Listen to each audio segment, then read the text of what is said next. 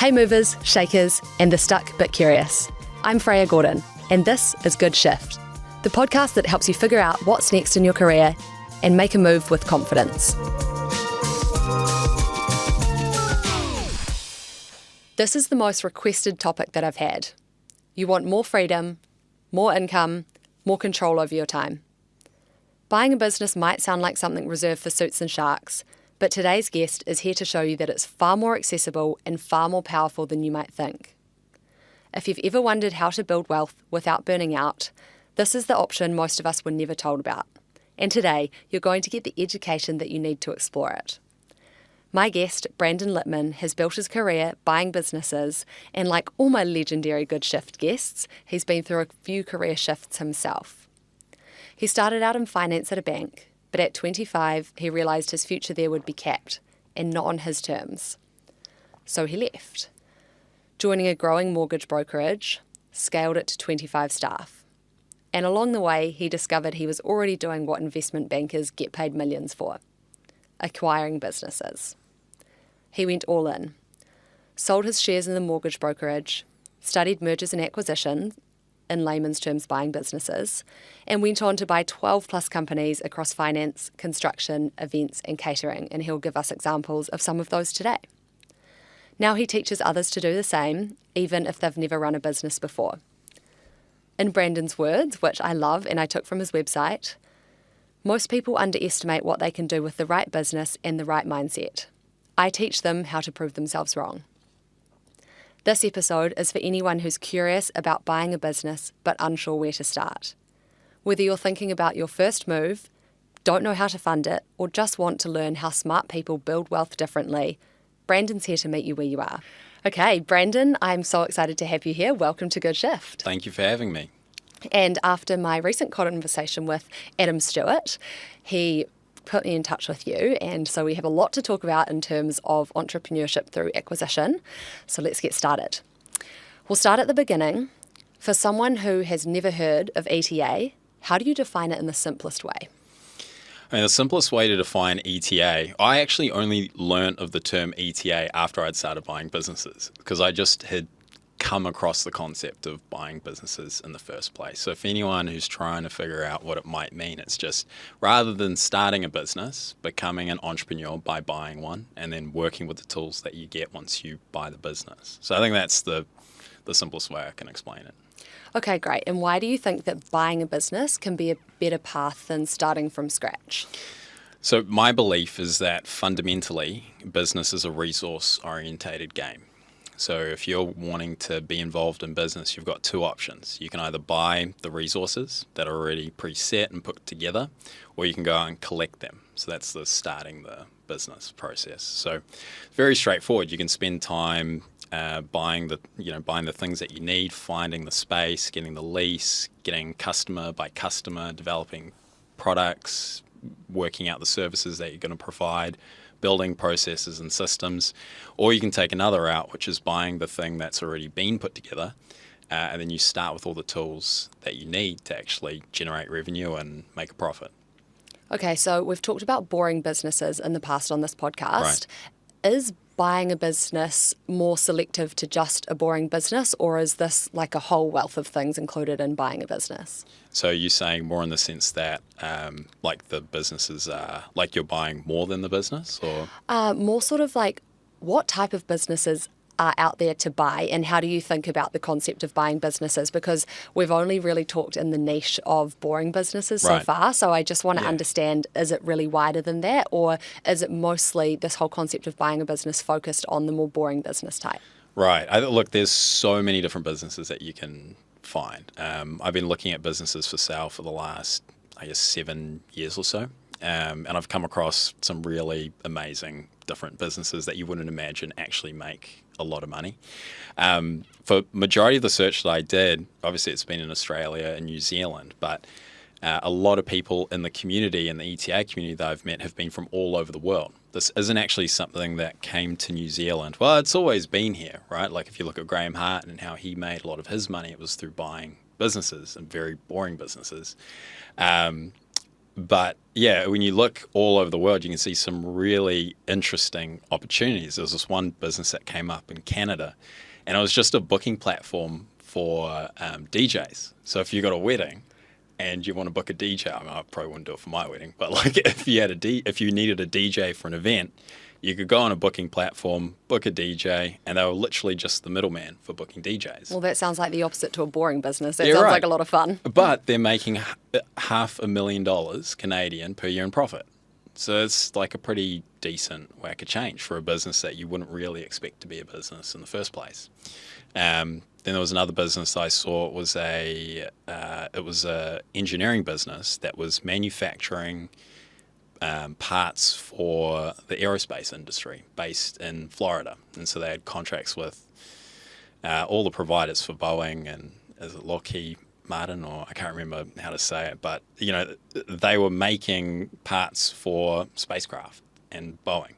So when you start the search, you actually uncover all of these weird and kind of kooky opportunities, and you just realize how much opportunity there is, and they're not necessarily all boring. They're not all cleaning companies. They're not all restaurants. They're not all, you know, transport businesses. I think that the longer time horizon that you actually have when you're looking for a business, you start to uncover all of this stuff that's not so boring.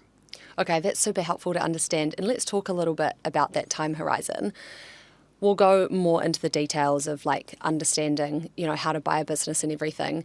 But if someone is thinking about it and, you know, they're wondering whether they should push the search into a certain amount of time, how long should someone expect that buying a business or finding the right business for them is going to take? Yeah, I think at a minimum, typically in the ETA communities and what I've seen is that people will normally say like the 1 to 2 years mark. Oh, wow, that's a long time. Which is totally fair. We bought a commercial catering and food production business last, and the search for that, we actually located the company maybe 6 months from beginning the search. And then by the time that we had bought it, it had rolled around to 12 months since it was originally found. So, you know, I'm in the process of always looking myself, and I think that if anyone was seriously considering it, just setting a wider time horizon actually opens you up to a lot of great opportunities. So, yeah, I think two years is pretty good because you have to get your ducks in a row. Like if you're going to raise capital, if you're going to find partners, if you're figuring out if you want to move alongside with the search as well. There's a lot of life planning that actually goes into that too. So I think you don't really go out and pick something off of a shelf and buy it. Like you don't go to the business store, pick one out, and then you just, I'll take that one, please. Let me leave with it. So I think you kind of get your radar in, you spend a lot of time looking, and then you start to realize what you actually gravitate towards. And they're typically things that you can actually understand very simply. I think when you can understand things at like a very just basic level, it starts to just make sense for you to be the right buyer for the business too. Totally. Okay, that's so helpful. So for someone that's like sitting in their 9 to 5 right now thinking, this is sounding really interesting to me, I might want to go down the journey of buying a business. It's really good to start looking now because it's going to take a long time to find the right business, get your head in the game, understand all these pieces, raise capital and things like that. Is that right? Yeah, that's right. And it sounds like if someone has a certain skill set and they're wondering what sort of business is most appropriate to them, you're saying that if they find a business where everything sort of makes sense and feels relatively simple, that's probably a really good sign that their skill set aligns with that business. Yeah, totally. Whether or not they realize it, if they can actually see themselves making sense of the business, and if they're going to be an operator, for example, that's like a big distinction that someone has to make in the first place. Are you going to operate it? Or are you leaning towards a next level of management of the business as well? I think that's like a core decision that someone really has to make. Are you running it? And if you are going to run it, you actually have to see yourself taking the operator role from whoever the current operator is. So a great thing to do is actually to imagine, and the way that I see it is I actually look at the life that the owner currently has, because that's really who you're, trading places with, right? Like if the operator is unless if you do something transformative to the business, right? Obviously, sometimes you can. For the most part, you normally can't. But you really have to take a look at their involvement, understand whether or not that's something that you are going to do, or if you're going to restructure the business in a way where you're not going to be doing that. But then, if you can make sense of that and it becomes simple to you, then that's normally a good sign. I'm not saying that, there's the other side of the coin, right, where you could say, all right, well, maybe you aren't looking deep enough to actually find the problems, which is totally true. Like you don't want to go into anything with an element of naivety. But if you've given yourself like a 2-year window to actually look at stuff and you spend time actually searching, then you'll see where things actually break and where they don't make sense in other businesses. And you kind of like develop, you can almost call it like pattern recognition or some kind of IQ from one business to another that you might be looking at, because the problems can be relatively similar despite being in completely different industries.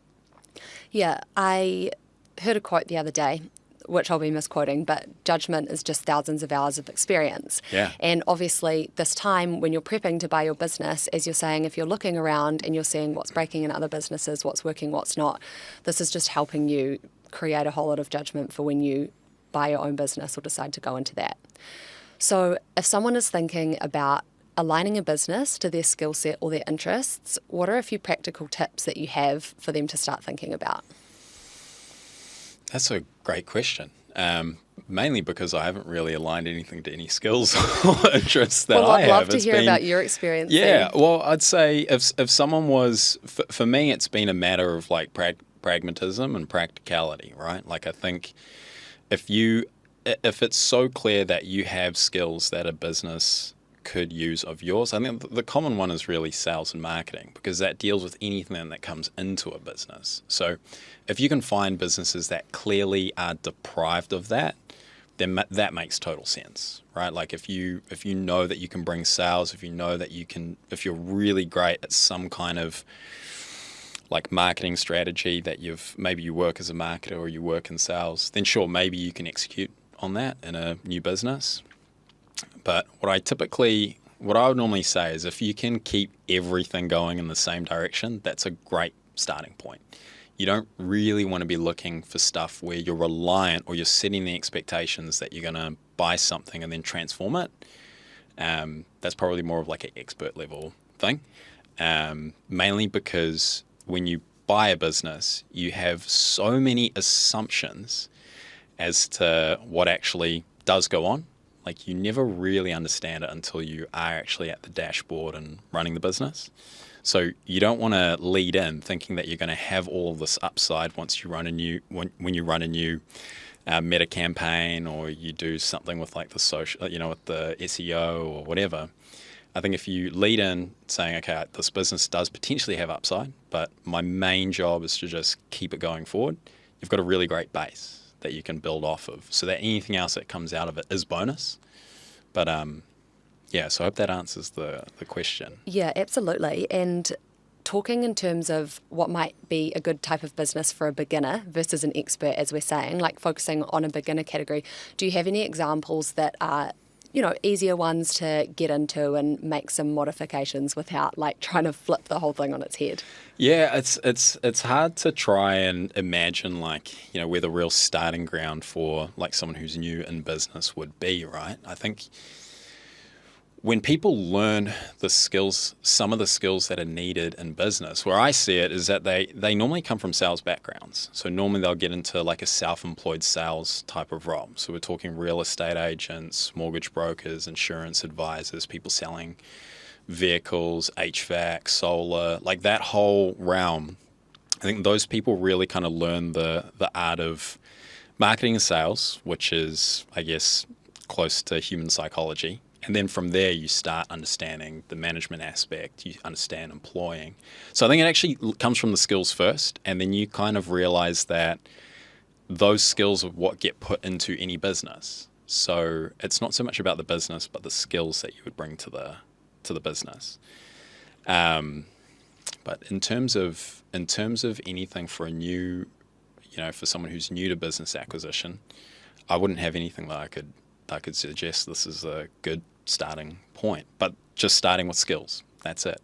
Yeah. So For example, would you be looking for a business that is lacking in the skills that you have so you can close that gap better and, hopefully increase the cash flow and things? Or are you looking for a business that already aligns with the core skills that you have? Let's say, for example, you are a whiz at sales, as we're talking about, and this business is sales focused. And then you're taking it from maybe sales to sales plus, as opposed to jumping into a car mechanic business where it's already operating well with car mechanics and you think that you can sell those services better given that you have your sales background. I'd say that either of those would work. Okay. Yeah, I think that either of those would be fine. It just comes down to who you are and what you want your day-to-day to look like. Because you can pick that. I think that's the thing that I would prioritize first is what do you want your day-to-day to look like, and is this thing that I'm going to buy the vehicle that's going to enable that? I love that. And that's really bringing it back to purpose and why we're on this podcast, people finding fulfillment in their working life and being able to set their days up in a way that they have more control over. So it's a really good starting point. I like what you said earlier about looking at the person who's already running the business, what their life looks like, making it sure that feels aligned with where you want to go. Okay, so just to clarify for people out there wondering, what you're looking for when you're going to buy a business is something that's already cash flow positive, doing well. Is that sort of the whole point of buying a business as opposed to starting one? Yeah, because if it's bringing in revenue, if the expenses are not greater than the revenue and there's enough left over to pay any debt that you've got and any sort of income that you need as well, that's a good starting point. Like that really should be the absolute baseline. And there are a few other things, like from my perspective, the easiest way to grow a business is by buying another business. If you buy another business, then the sales grow by the size of another business and you don't really need to build in any other sales functions or marketing functions. So if you're buying in an industry where you can actually see multiple acquisition targets, then that's a great way for you to actually self-insure future growth. So that's like another thing that I'd consider if I was trying to, plan my business journey. If I was going to become an acquirer, is I'd actually be looking for an industry like that, where I know there are a few targets.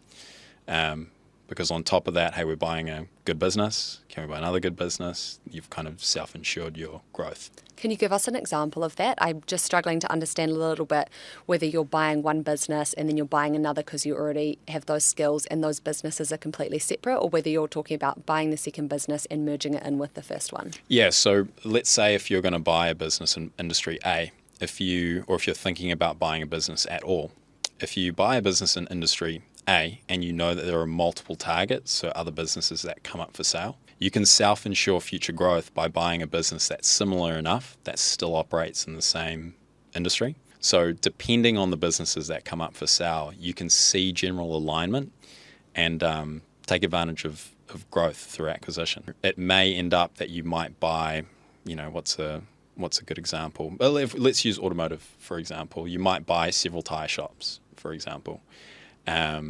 And there might be, and I know nothing about the industry, so there could be a person out there who knows far more than me, but there might be some cost savings. But typically, if you can manage one and you're not on the floor the whole day, and you find another one that you can manage, you're not on the floor the whole day, you can typically create a business or an asset that can manage itself because you've bought more cash flow, so profit, and you can afford to either pay or employ anyone else as like that next level of management to assist you as the owner. That makes a ton of sense. And then I guess you can have a playbook that works for tyre shop 1 that then applies to tyre shop 2, 3, 4, 5. Yep. That's super smart. Thank you. So can you break down a few of the most common misconceptions that people have about buying a business? Yeah, the most common one that I've seen is actually starting small when they should aim for a lot bigger. I think Say more. Yeah. Well, I think, yeah, it's a fallacy. I think that, and there's so many reasons why I think this is the biggest fallacy is I think when you're new to something, I think that you can see you might see it as like a series of steps where you have to start off very small. So like on my Instagram page, I know a lot of people have been messaging me with listings that they've found, and they'd say, oh, what do you reckon about this business? And the most common drawback on all the businesses is they're just too small. The reason for that is because if they're too small, they're not going to make the journey worth it for you. at the end of the day. And that means that they're also not going to make it worth, it's not going to be worth it for anyone else that you might want to bring along in the journey too. And you need room to bring other people along, because those are going to be your, like, managers, for example. They're going to be your 2IC. They're going to be your investors. If you can't develop a really strong vision for what you're trying to build, you're going to end up lacking all of the other resources that are actually really important for you to be successful. For example, if you have an opportunity that's big enough and excites someone else who's been in business before, maybe bought and sold companies, or they're later on in life and they've got experience, you can actually attract them as an investor. And if you have them as an investor, then they can actually see the road ahead that you haven't walked, right? And they've been in business before, they've probably taken an exit, and they can actually kind of coach you through it, and they've got a vested interest in your business and your journey as well. So if you go too small, it's going to be really difficult to attract those kinds of people who are going to push you along further down the right direction, because you don't have much to give them.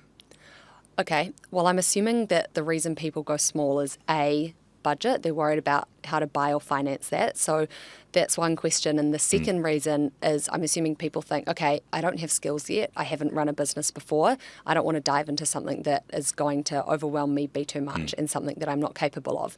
So what would you say to those two objections?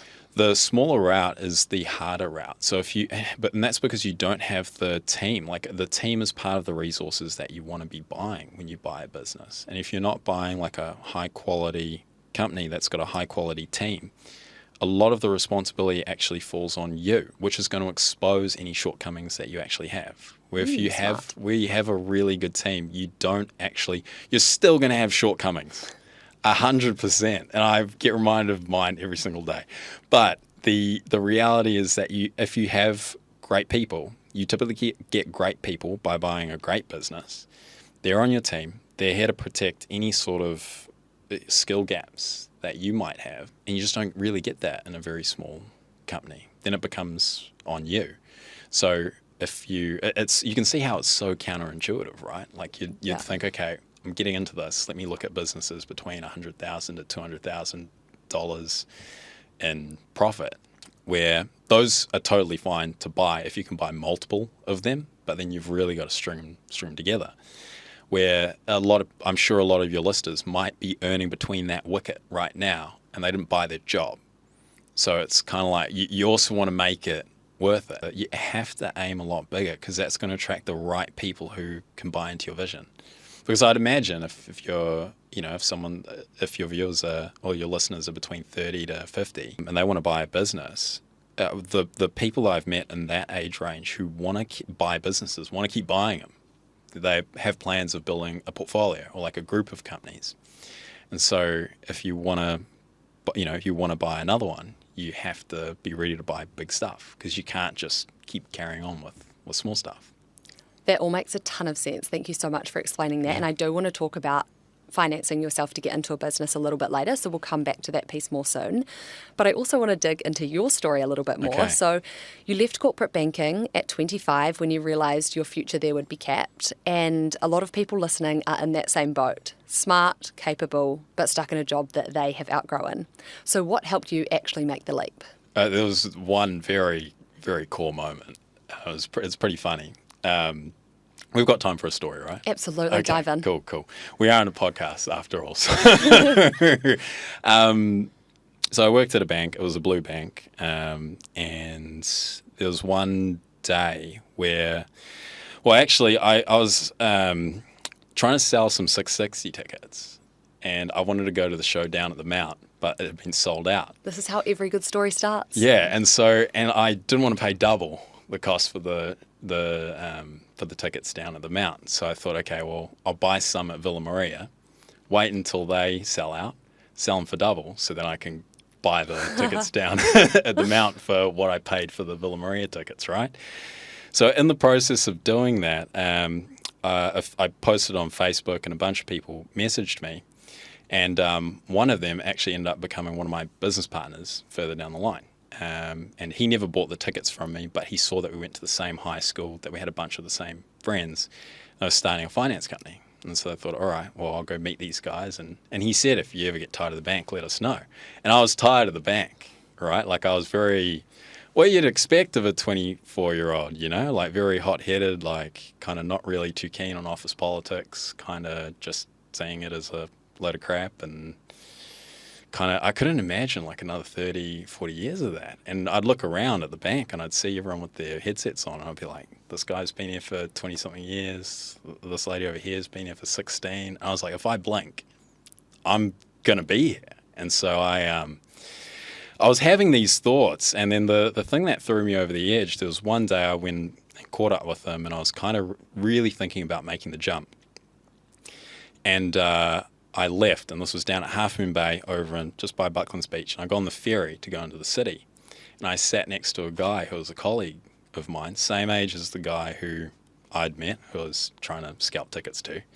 And he was just telling me about his hopes and dreams, and he had this vision of creating this like a financial education platform. And he'd been working on it for years. He was having so much slow progress, and I was like, well, what's really getting in the way? It sounds like work's getting in the way. And so I listened for about half an hour about his hopes and dreams, and then it sort of dawned on me I had two pathways that I could go. I could either sort of go to work, sit down, put the headset on and carry on working, or I could decide to leave and then take a different pathway, and where I was going to work a lot closer to the owners, learn about business, kind of understand how it was working.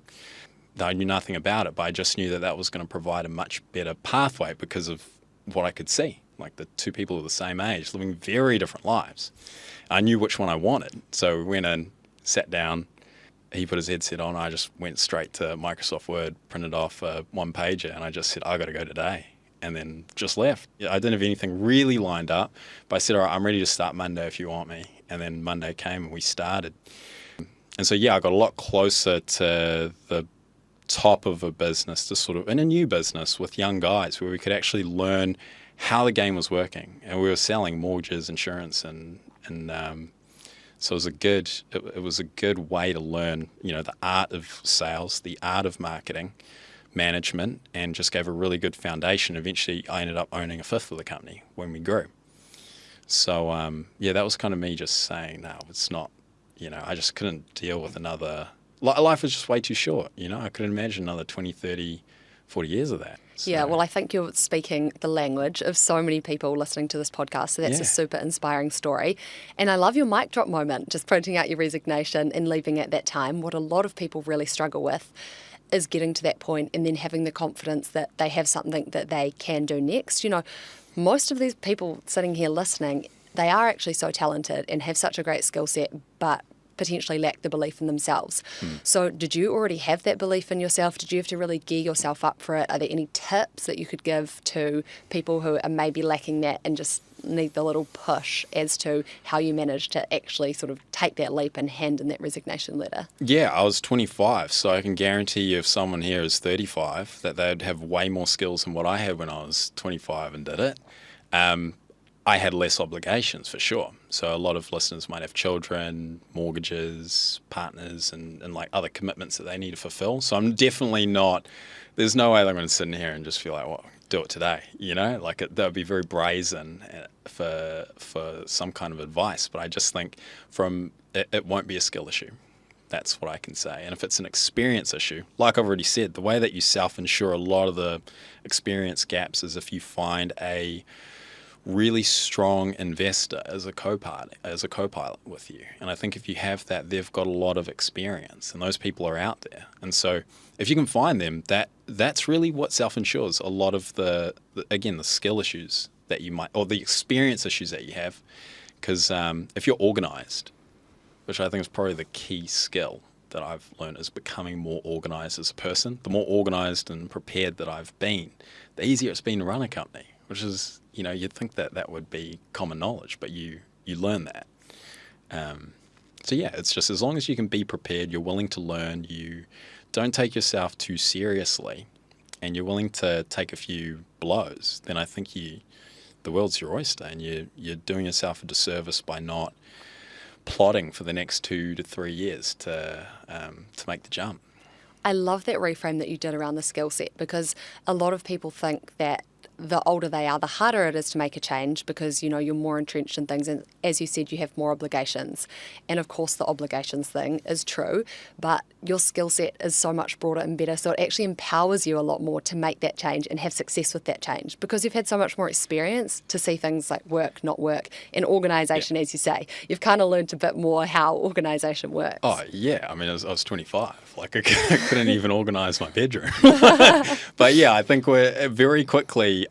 one thing that I often do to myself is if I find a scenario that I'm in and I feel as if something like I'm at a disadvantage, I just try and weaponize it. Like if it's young and I don't have experience, for example, you might have a audience member who's young and doesn't have the experience and doesn't have the experience of going through corporate life just yet. Well, then you've got all the upside in the world because your ceiling hasn't been revealed.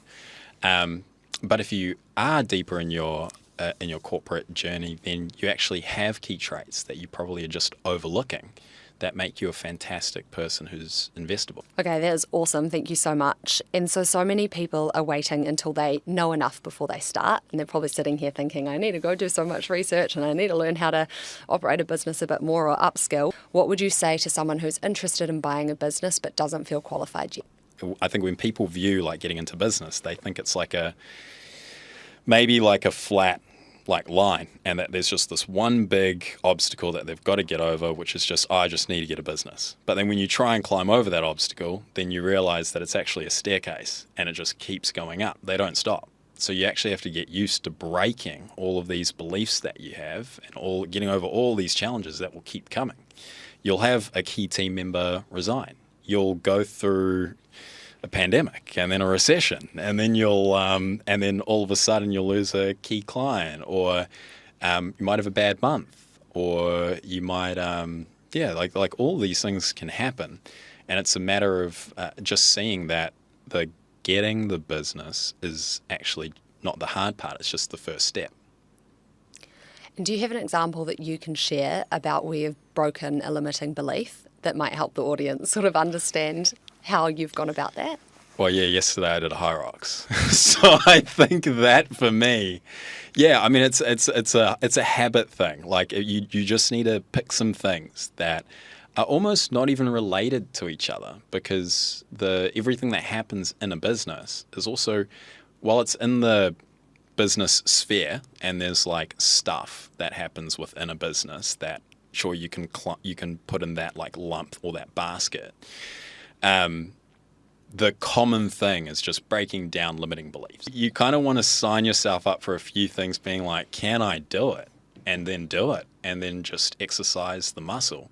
And that's actually a core thing that I've seen a lot of my mates who are high performers is they pick these things that are actually really challenging, that are kind of unrelated to it. And it's normally actually physical events. Like some of my mates who run funds, they run like 100-kilometer ultra marathons, and then others get into organized fights, like MMA, not street fighting, but street fighting in a cage. So, yeah, I think you can attack that block that you might have where it's just a learned thing. I think that is such critical advice, and I like the way that you're talking about going out and doing it through different experiences. For example, when I was starting this podcast, like I was scared shitless and I was like, I can't do this. And then I heard this Mel Robbins quote that confidence is just trying. And so I like that you're talking about going and finding these events, like testing yourself in other areas to build that muscle. So I think that's a really key takeaway for the audience. Yeah. Can you talk us through your first acquisition and how you navigated that when you didn't have experience in the space? Well, the first one was obviously the finance company.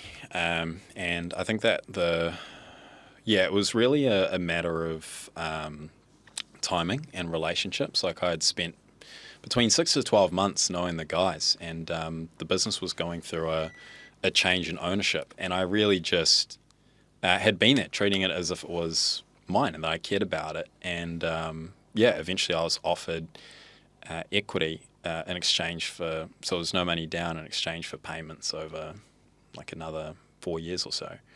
And so I think that came about relatively accidentally, but based off of the principles of just building a good relationship with a team that really liked, trusted, respected each other, and then wanting to do great stuff together. So that as an acquisition, it kind of, not to say that it accidentally happened, but I think all of the pre-work was done. Build a good relationship with owners, figure out a deal that works, and then obviously amazing things can happen from that. And what about your first business where you went like upfront and purchased that business? Right. And when I first started going to buy these businesses, I was really gung-ho on doing no money down deals. And can you explain what no money down is? Yeah, like you're not paying anything for the company. You're deferring the payments, or there's no payments, or you're creating a structure where you become an owner, or you have control over a business where you're not necessarily needing to pay cash for that. It can be a really good, but also a really problematic strategy to be like obsessed over. It's sounding too good to be true, this no money down thing. Yeah. Could you explain it a little bit more? If you're not putting the money forward, where is the Right. money coming from? So normally it's from the business, but it's paid over a period of time. So profits out of the business rather than, so it's not someone coming and handing you the business. There's normally like a debt agreement that Like a vendor finance type thing? Yeah, vendor finance. That's probably the most common. Okay. Where really, when you think about vendor finance, the difference in those situations is that you don't have a bank. The vendor is the bank, which is helpful in the sense that you don't need to go to the bank to get money, because I think sometimes the banks might say no. Yeah. But that's also the problem, is that banks say no if the deal sucks. So, you know, it's like a catch-22. You could actually be getting a pretty crappy deal, because then on the other side, who would rightly hand over their business without taking any money from someone with the promise of being paid later, and that owner needs to enforce, if it's a judgment, or enforce any debt agreements. So it can go either way. And I think those deals do exist. Do good deals exist like that? Not really. And I've experienced some that weren't that great. And so you were going after this at the start. Yeah, Could you tell us a bit about that story and those learnings? Well, I really wanted to break my perception of money. I think this was like this obsession that I had, was I was like, okay, if I don't need any money to do any transactions, then I'm going to look at money very differently. Because I'm no longer going to be tied to feeling like I actually need this thing to be able to go and do that thing. So it was more of me trying to do that, knowing that I always would be able to if I didn't have money. So it was like a very, and again, this is very, I would have been 28, turning 28 when I went out and started to try and do transactions like that. But yeah, what would happen was you'd find businesses that were kind of, they're kind of really gone past their life cycle. Like they were really out of juice, not a lot of love, and you kind of be trying to resuscitate them on the operating table. So I'm talking people who had tried selling their businesses and no one had bought them, which totally all well and good. But after going through the process of buying great companies that work and that there is cash flow, I very much prefer that, despite the value of breaking my perception on money. So after walking both pathways, I can definitely say that I prefer waiting and spending a couple years trying to find something that's good, meeting people who would join me in the journey or as investors, and then, and having another set of eyes to help me see things that I otherwise wouldn't have seen. There's got an example. A woman actually reached out to me and she bought a business off of owners of the business, and she worked in the company, and she agreed to vendor finance it, and it practically fell over. Like, she hadn't accounted for tax, she hadn't accounted for extra expenses that she hadn't really seen, because the owners, they could absorb a lot of them as owners. So it fell over. It was very unfortunate. It took maybe 24 months for that to happen. So on the one side, no money down deals might seem too good to be true, and they often can be. But then you can get around the whole needing to put your own money into a deal if you raise money from an investor. Okay, could you tell us a little bit about what can go wrong and what something falling over looks like, just so that people are aware, because obviously we all want things to go well, but what are the risks associated with this if you get it wrong? Yeah, I think if you're holding debt, that's a big one. Businesses are extremely volatile. Like that, we have to remember that, and I think anyone who's listening really has to understand that the reason why like a small business is valued so well, like you're buying 2 to 4 times the earnings of the business, that's normally the valuation. So that's anywhere from, and sometimes maybe 5 times, it's anywhere from a 20 to a 50% return on the money that you're putting into it. And so returns are based on risk. And so these are it is inherently one of the riskiest asset classes that you can purchase in. So if you're buying a business and you're effectively giving the star player of a business a bag of cash and they're off in the sunset, then you're the one left holding all of the debt if you've gotten it from a bank.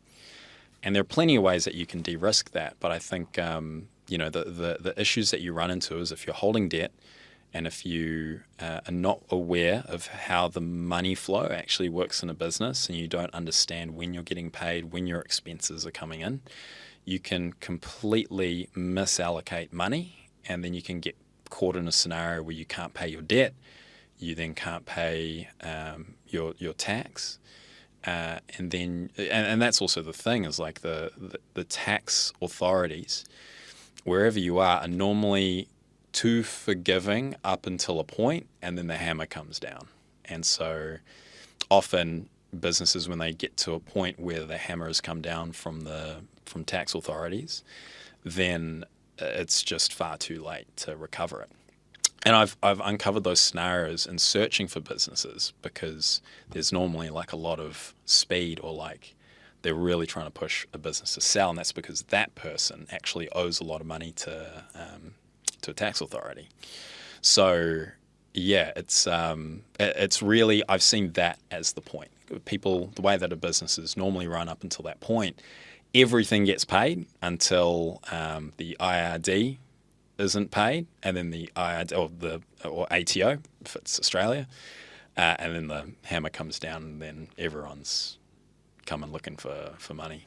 Okay, so now this is sounding scary. So for someone who is sitting there thinking, is this for me or not? Like they're in their 9-to-5 job, they don't have experience managing people or having run a business. They're hearing that there's this big risk associated. How should they be thinking about it in terms of, before I was listening to you and I was like, this is so exciting, I could go and do this. Yeah, right. And now it's like, cool, now it's a nightmare. These realities, and I'm like scared shitless. So what would you say to people like that?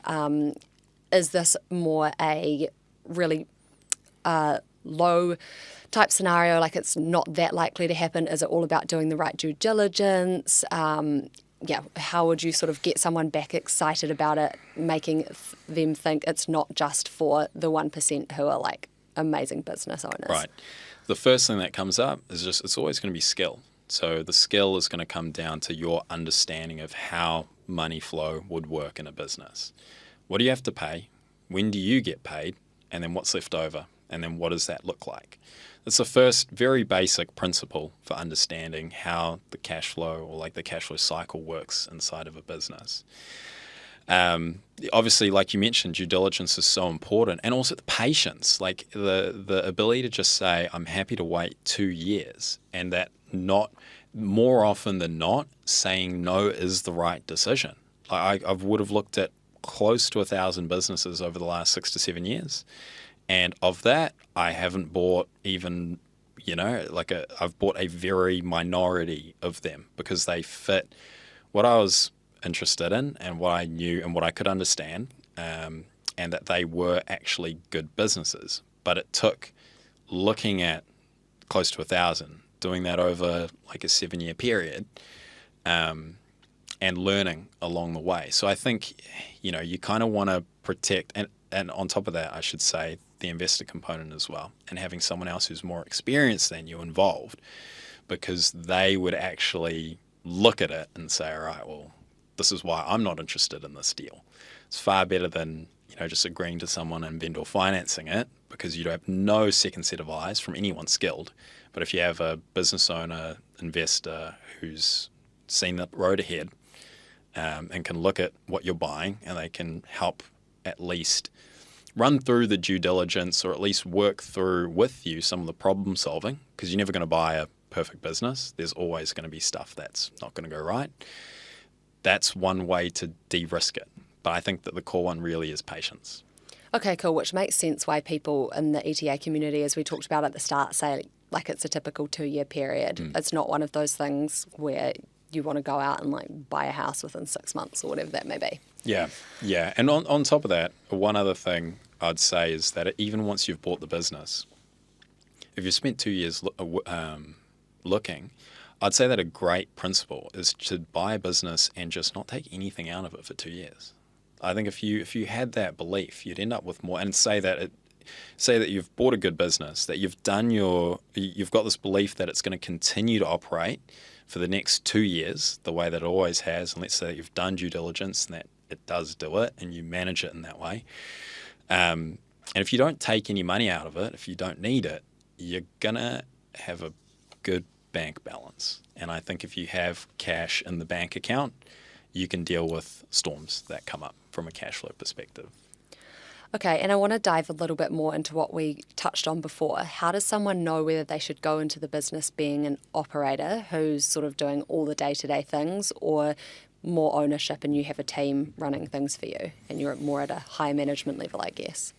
Yeah, that's a great question. I mean, if you're an operator and if you're going to go in to be an operator, I guess you'd want to know that you've got the skills. Because again, that's the thing. If you are going to be an operator, you don't have someone else who can operate it, who can cover a skill gap that you might have.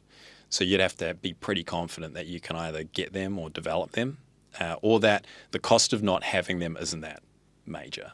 I think that's the first thing, because businesses are so variable, right? Like it's not like in that example I gave you of like the DJ booking, so like, that business, like it's such a unique, specific business that that when you take a look at the day-to-day tasks that the owner has, you're going to be swapping places. So what does that look like? Do you have a skill gap?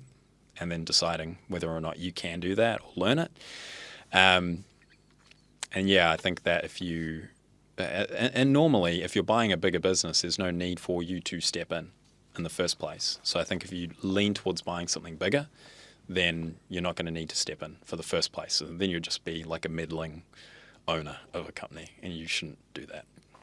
And so if someone's thinking about stepping in to be higher management, like just owning, and there's a team running well and everything, what does that mean they're doing in their day-to-day? Is that also keeping their job on the side for a bit of extra financial security, or is there a lot still involved with owning the business at that level?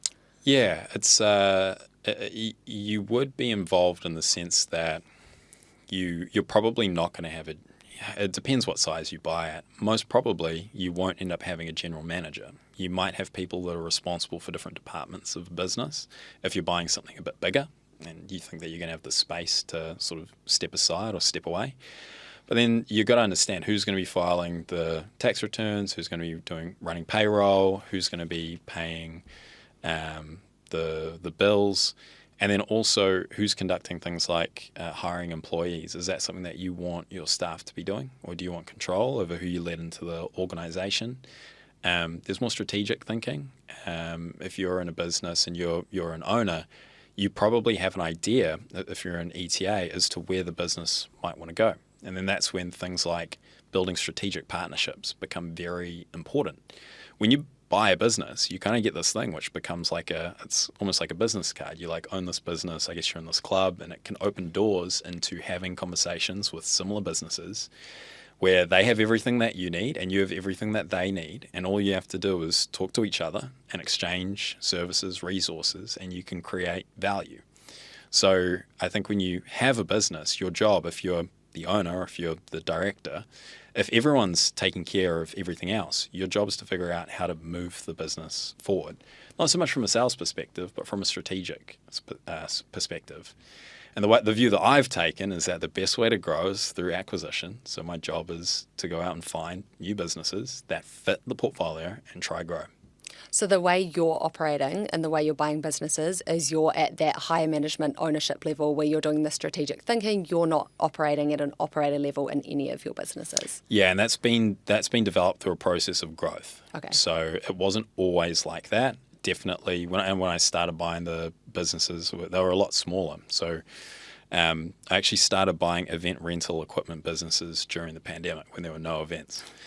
So that sounds a little bit crazy to me, but... Well, I believed that people wanted to spend time with each other and hang out, and that events would come back eventually. And so I think that's a pretty fair bet, despite... You were long-sighted. Yeah, definitely, yeah. And so I thought, okay, well, it sort of fit the bill. I could do some no money to next to no money down deals. I could buy multiple in the same sort of industry, and I could build a bigger business through doing that.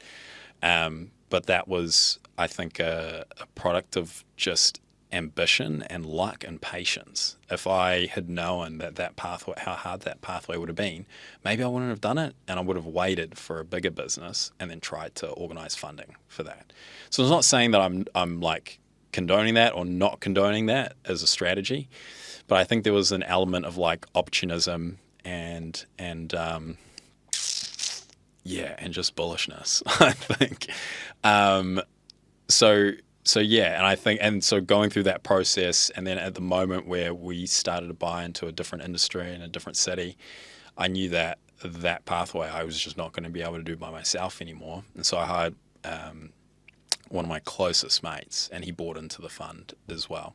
So, well, it's run more of like a private investment company. So it's a head company that owns businesses, and he's the asset manager. So we're moving to the next stage of building a company that buys companies, and there's now two different directions. There's the one that's driving it forward, and the one that's making sure that the ship stays on course. So.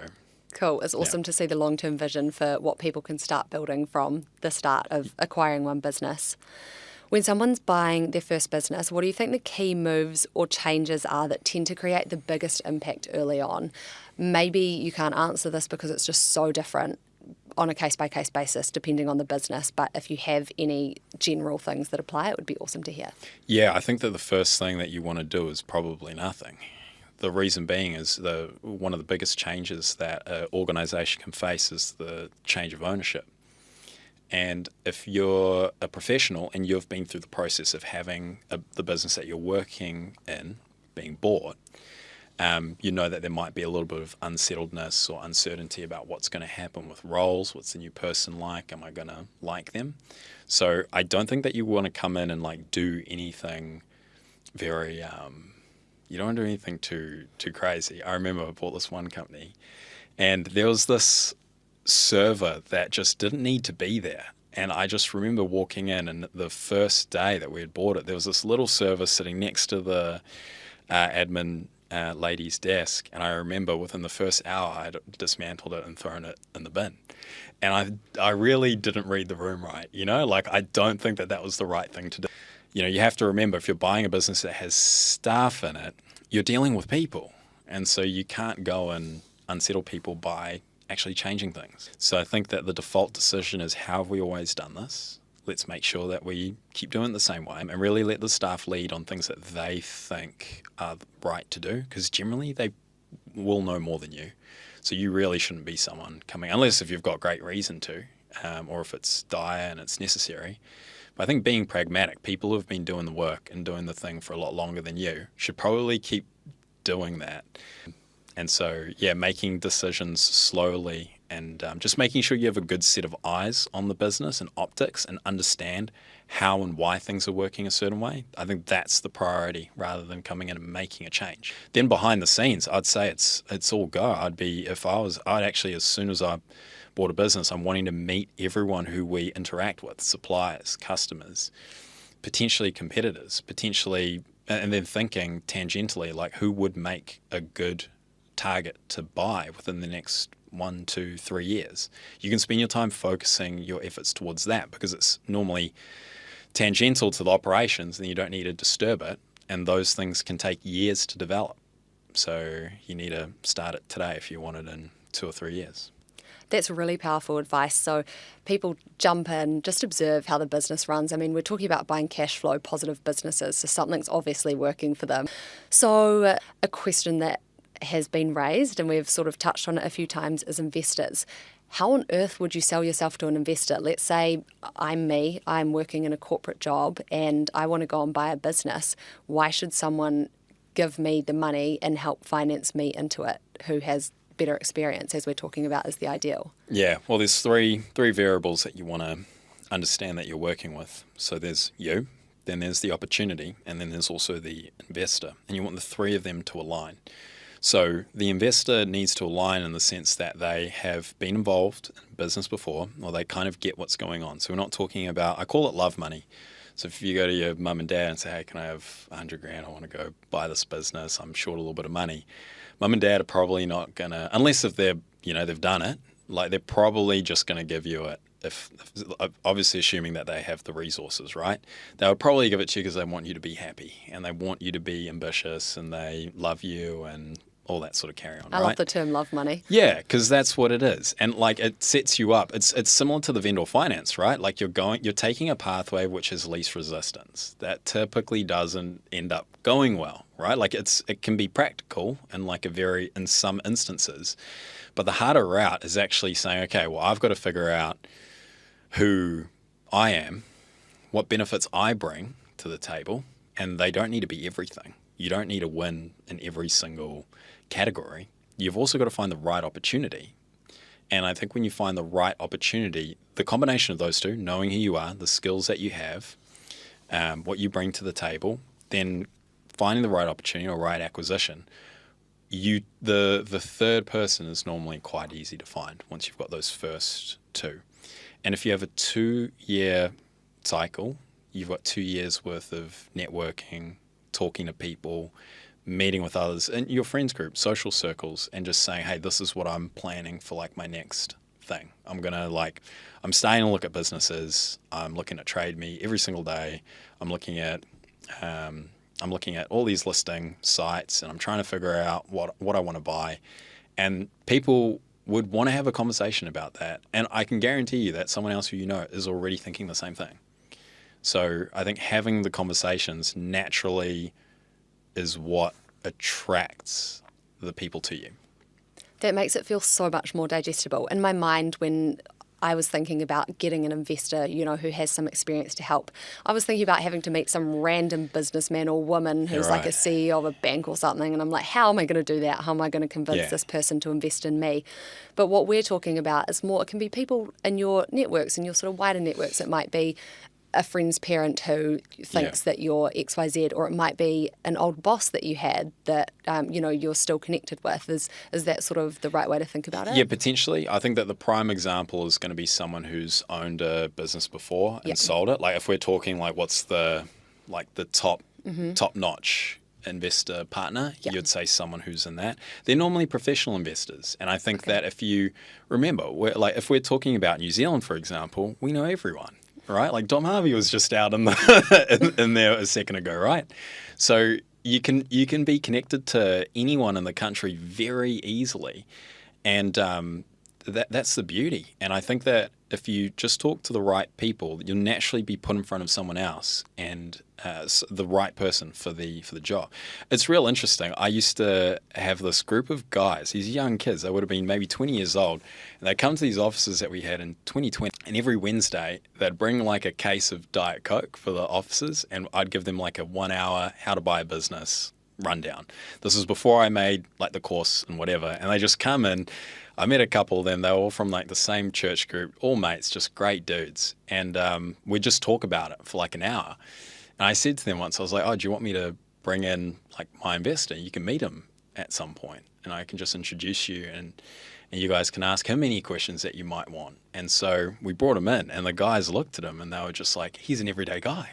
Like I'd go and I'd line up behind this guy at Pack and Say. Again, if we're talking about perception breaking, that's a clear example. And they were just flabbergasted. They were like, he's an everyday dude. And they are. Just like, what's the thing though? You'll put your pants on the same way in the morning. Yeah, I think that's exactly what the audience needs to hear. You've really helped break down barriers as to how this can be an everyday person's type thing. Obviously someone who feels capable of doing this, but this is not limited to the people sitting up in a little glass tower. People are capable of doing this and it is normal people doing these things with certain skill sets. Yeah, it is hard. I think that at the end of the day, like the message is that it's hard, but it's achievable. Yeah. Right. And I think that I I wouldn't want anyone leaving like with the thoughts that just, oh, we're going to go down to the business shop, pick one off the shelf, and then put it in the back of the truck and then drive away.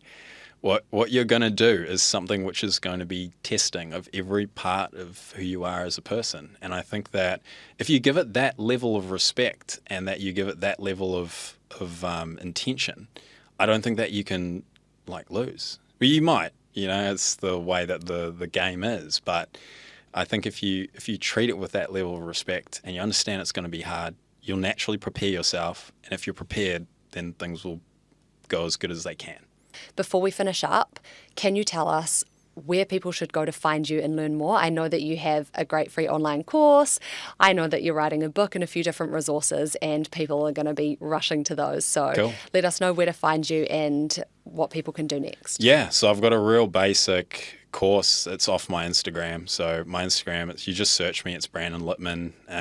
The link's in there. The plan is to make long form content on YouTube, improve the course, and I've finished writing a book. It's called Speedrunning Capitalism, and it's about how business acquisition fits into like a capitalistic society, which we obviously live in. So I've actually finished it, but I'm making it sound less like a textbook and probably more like this chat. So yeah, I'm working through that at the moment. I want to release it in a few months. And so when it's out, if anyone's on my Instagram and they follow me, then they'll be able to get it. Well, I cannot wait to get my hands on that book, so I'll be looking out for it. And I love that you've sort of pulled this back to the reason you're doing this is because you're passionate about it, you want to go deeper, and that is the whole premise of Good Shift, finding fulfillment in your working life, finding something that you love to do. And I think that comes back to why people should buy a business as well. It's, obviously there's the cash part of that, but you have to really enjoy it, and that's the way to be the most successful in it, because you're going to learn and do proper due diligence and be way more into it if you're passionate about it. So this has been such an amazing chat. Thank you so much for your time, and everyone will be heading over to your socials to learn more. Cool. Thank you so much. It's been great.